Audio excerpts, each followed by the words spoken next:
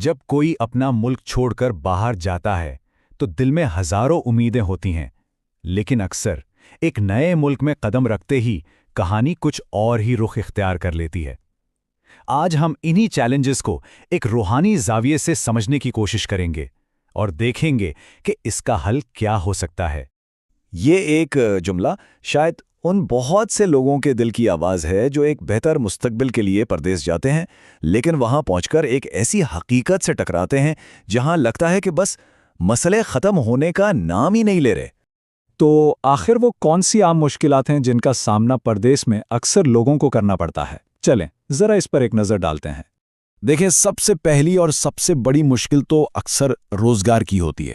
پھر ایک نئے معاشرے میں گھل مل جانا، خود کو وہاں کے رنگ میں ڈھالنا، یہ بھی آسان نہیں ہوتا۔ اوپر سے گھر کی یاد، جسے ہم ہوم سکنس کہتے ہیں، وہ الگ ستاتی ہے، اور کبھی کبھی تو سب کچھ ہوتے ہوئے بھی، کامیابی کے باوجود بھی ایک عجیب سی بے چینی رہتی ہے، جیسے یہ جگہ، یہ ملک اپنے لیے ہے ہی نہیں۔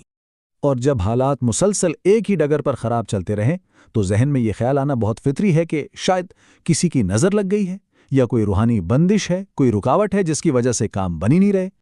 لیکن کیا ہو اگر مسئلہ بری قسمت یا نظر کا ہو ہی نہیں؟ یہاں ایک بالکل الگ اور دلچسپ تشخیص سامنے آتی ہے۔ اس کے مطابق اصل وجہ کچھ اور ہے۔ جو مرکزی خیال یہاں پیش کیا جا رہا ہے وہ یہ ہے کہ ہر انسان کا اپنا ایک مزاج ہوتا ہے، اس کے ستارے خاص چال چلتے ہیں۔ اب اگر کوئی ایسے ملک چلا جائے جو اس کے مزاج اور ستاروں سے، اس کی فطرت سے میل ہی نہ کھاتا ہو، تو بس وہیں سے مسائل شروع ہو جاتے ہیں۔ یہی بنیادی مس میچ تمام مشکلات کی جڑ بتایا گیا ہے۔ اس کو یوں سمجھیں کہ ایک طرف انسان کی اپنی فطرت ہے، اس کے ستارے ہیں، اور دوسری طرف اس نئے ملک کا ماحول اور اس کی اپنی ایک توانائی ہے۔ جب ان دونوں کے بیچ میں ہم آہنگی نہیں ہوتی تو ایک کشمکش پیدا ہوتی ہے، ایک ٹکراؤ ہوتا ہے۔ واہ، یہ مثال تو بالکل کمال کی ہے۔ یہ بات کو پوری طرح واضح کر دیتی ہے۔ جب کوئی غلط سمت میں نکل جائے تو منزل کیسے ملے گی؟ بالکل اسی طرح غلط ملک کا انتخاب بھی ایک غلط سمت میں جانے کے مترادف ہے۔ اب یہاں سے بات اور بھی گہری ہو جاتی ہے۔ اس سفر کو سمجھنے کے لیے ایک بہت گہرا استعارہ استعمال کیا گیا ہے جو اس پوری صورتحال کو ایک بالکل نیا مطلب دیتا ہے۔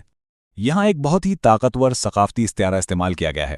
کہا یہ جا رہا ہے کہ کسی کے لیے ہجرت کی منزل مدینہ بن جاتی ہے، یعنی خوشحالی، کامیابی اور برکت کی جگہ، اور کسی کے لیے وہی جگہ، وہی ملک کربلا کا میدان بن جاتا ہے، یعنی آزمائش، مشقت اور امتحان کی جگہ۔ لیکن یہاں ایک بہت اہم نقطہ ہے۔ اگر کوئی جگہ کربلا جیسی محسوس ہو تو اس کا مطلب ناکامی نہیں ہے۔ یہ ایک امتحان ہو سکتا ہے، ایک ٹیسٹ جس میں سے سرخرو ہو کر نکلنا ہے۔ یہ ایک چیلنج ہے۔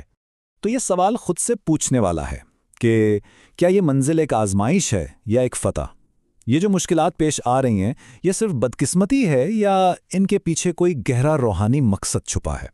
تو ٹھیک ہے، اگر کوئی ان چیلنجز کا سامنا کر رہا ہے تو اس کا روحانی حل کیا ہے؟ اس کے لیے ایک خاص عمل تجویز کیا گیا ہے۔ اس کا روحانی علاج اللہ تعالیٰ کے دو خوبصورت ناموں کے ورد میں بتایا گیا ہے، یا ہادی یعنی اے ہدایت دینے والے، اور یا حفیظ یعنی اے حفاظت فرمانے والے۔ اور اس ورد کے لیے ایک خاص تعداد بھی بتائی گئی ہے، وہ ہے روزانہ 300 مرتبہ مستقل مزاجی، اور یہ تعداد اس عمل کی تاثیر کے لیے بہت اہم ہے۔ اس عمل کا پورا طریقہ بہت سادہ ہے۔ عشاء کی نماز کے بعد سب سے پہلے 14 مرتبہ درود پاک پڑھنا ہے، پھر 300 مرتبہ یا ہادی یا حفیظ کا ورد کرنا ہے، اور آخر میں پھر سے 14 مرتبہ درود پاک پڑھ کر دعا کرنی ہے۔ اچھا، اب سوال یہ ہے کہ اس روحانی عمل کو کرنے سے ہوگا کیا؟ کیا نتائج کی امید رکھی جا سکتی ہے؟ آئیے دیکھتے ہیں کہ اس بارے میں کیا کہا گیا ہے۔ بتایا یہ گیا ہے کہ اس عمل کی برکت سے سب سے پہلے تو ذہن کو سکون ملنا شروع ہو جائے گا، پھر آہستہ آہستہ حالات میں بہتری آئے گی، امید کی ایک نئی کرن نظر آئے گی، اور اس مشکل وقت سے گزرنے کے لیے ایک روحانی اطمینان اور طاقت ملے گی۔ اس کے علاوہ ایک اضافی مدد کا بھی ذکر کیا گیا ہے، اور وہ ہے لوح تقدیر۔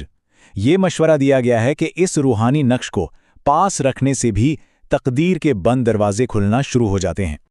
اور آخر میں ہم اسی سوال پر واپس آتے ہیں، کسی کا سفر ایک امتحان ہے یا ایک انعام؟ یہ سب اس بات پر منحصر ہے کہ مشکلات کو کس نظر سے دیکھا جائے، ایک رکاوٹ کے طور پر یا پھر ایک ایسی روحانی آزمائش جس سے انسان مزید مضبوط ہو کر نکلتا ہے۔